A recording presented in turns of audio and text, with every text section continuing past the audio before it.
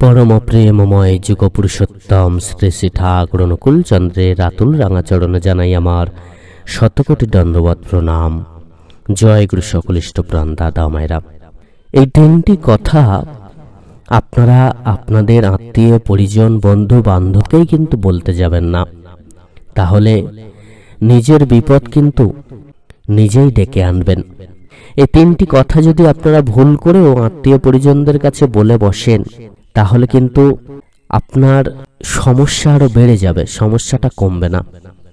জীবন দেখবেন আরো বেশি করে বাধার সম্মুখীন হবে, আরো বেশি করে আপনি ফেঁসে যেতে পারেন।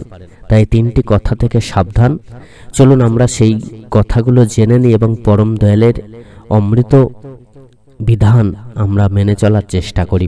সকল ইষ্টপ্রাণ দাদা মায়েরা, ভিডিও শুরু করার আগে আপনাদের প্রতি প্রত্যেকের কাছে বিশেষ অনুরোধ, যারা এখনো পর্যন্ত আমাদের চ্যানেলটিকে সাবস্ক্রাইব করেননি দয়া করে চ্যানেলটিকে সাবস্ক্রাইব করবেন এবং ভালো লাগলে অতি অবশ্যই লাইক করবেন, শেয়ার করবেন, যাতে বেশি বেশি করে ঠাকুরের কথা মানুষের কাছে পৌঁছাতে পারে।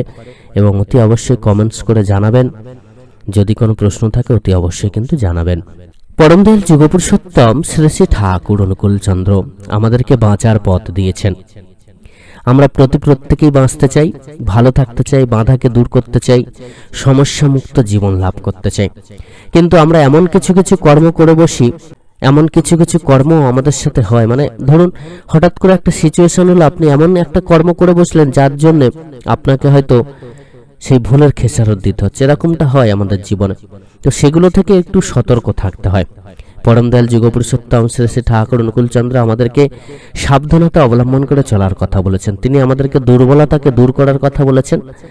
এই দুর্বলতা যতদিন আমাদের মনের মধ্যে থাকবে ততদিন আমরা কিন্তু সমস্যায় পড়ব, ততদিন আমাদের প্রবলেম হবে। তাই দুর্বলতাকে আমাদের আগে দূর করতে হবে।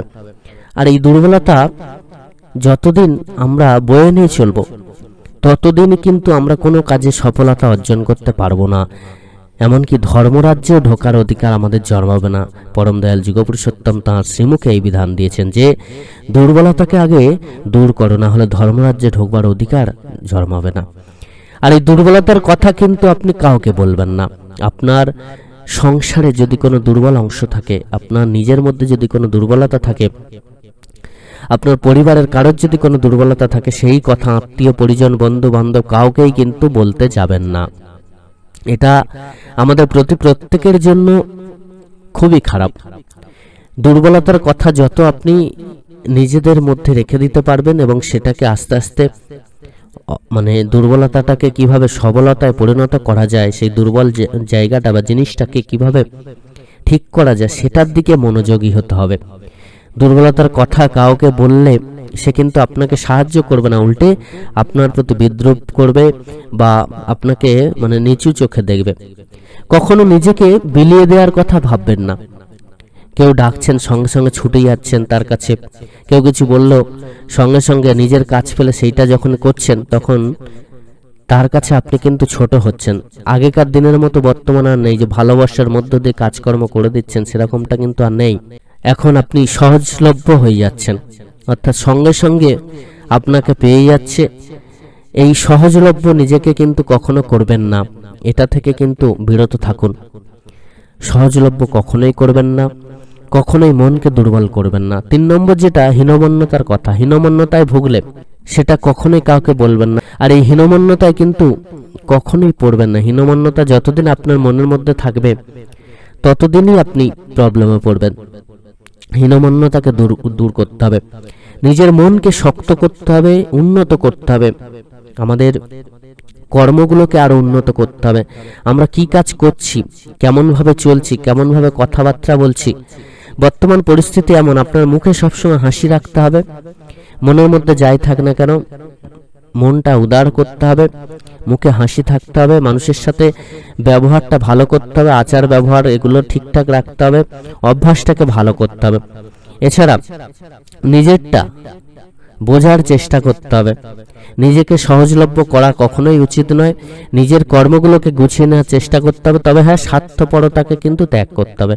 নিজের স্বার্থটাই শুধু দেখলেন, অপরের স্বার্থ দেখলেন না। কোনো বন্ধু আপনাকে সাহায্য করলো আপনার বিপদে, আপনি তার বিপদে সাহায্য করছেন না, এরকমটা যেন না হয়।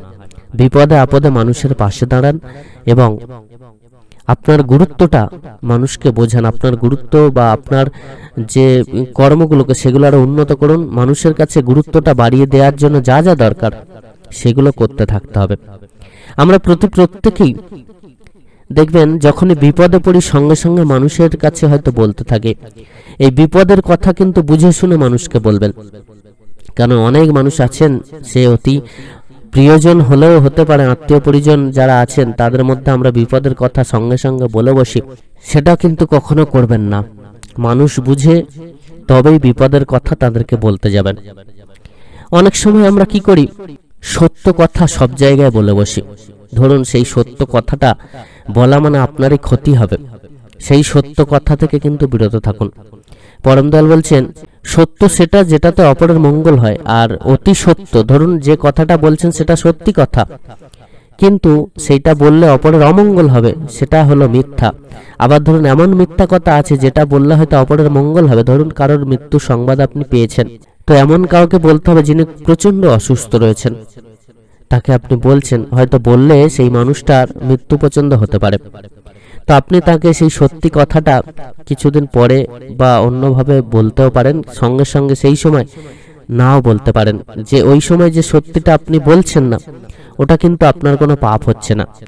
আপনি জানেন যে এই সত্যিটা শুনলে হয়তো যে মানুষটাকে বলবো সেই মানুষটাই থাকবে না, তিনি সহ্য করতে পারবেন না, সেই জন্য আপনি বলছেন না। আবার এমন অনেক মিথ্যা আছে যে কথাগুলো হয়তো অপরের মঙ্গল করে, তেমন মিথ্যাও কিন্তু সত্যি বলে গণ্য হয়। তো আমরা এই সত্যি কথা সব জায়গায় কাউকে বলতে যাব না, বুঝে শুনে আমাদেরকে কথা বলতে হবে। আমাদেরকে সব জায়গাটা বুঝে নিয়ে সেই মতো করে চলতে হবে, যাতে করে প্রত্যেকের মঙ্গল হয়।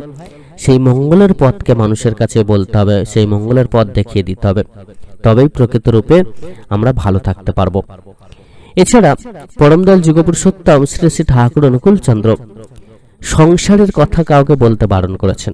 সংসারের ভিতরে কি হচ্ছে না হচ্ছে, অনেকে আছেন বর্তমান বেশি মায়েরা এগুলো করেন, বাড়ির খবর বাইরে বেশি বলে দেন।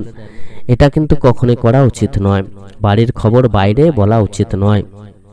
হ্যাঁ, অতি নিজেদের নিকট মানুষজন ছাড়া এই কথাগুলো কাউকে বলা উচিত না। আবার এমন আত্মীয় স্বজন আছে যারা হয়তো মনে মনে অন্য কিছু ভাবেন আর আপনার সামনে দেখান যে তিনি খুব ভালোবাসেন, সেই রকম আত্মীয় থেকে কিন্তু সাবধান। বেসিক্যালি আপনারা চেষ্টা করবেন সংসারের খবর সংসারের মধ্যে রাখার, সেটাকে বাইরে না করার, এটাতে আপনাদেরই মঙ্গল হবে। সকল ইষ্টপ্রাণ দাদা মায়েরা প্রত্যেকেই শুনলেন কোন বিশেষ কথাগুলোকে কাউকে বলা উচিত নয়, যাতে করে আপনার প্রকৃত মঙ্গল সাধিত হয়। সকলে খুব ভালো থাকুন। পরম পিতার বলা প্রত্যেকটা আদেশ নির্দেশকে মেনে চলুন, জীবন সুন্দর হতে বাধ্য হবে, জীবনে কোনো রকম সমস্যা আসবে না। পরম দয়ালের যে বইগুলো তিনি দিয়েছেন সেই বইগুলো পড়ার কথা বলেছেন, শাস্ত্র অধ্যয়ন করার কথা বলেছেন, তিনি বারবার করে আমাদেরকে কর্ম করার কথা বলেছেন, সেগুলো চলুন, প্রত্যেকে মেনে চলি এবং পরম দয়ালের বলা প্রত্যেকটা বিধান মেনে জীবনকে আরো সুন্দর সুমধুর করে তুলি। সকলে খুব ভালো থাকুন। পরম দয়াল আপনাদের প্রত্যেকের মঙ্গল করুন। জয় গুরু বন্দে পুরুষোত্তমম।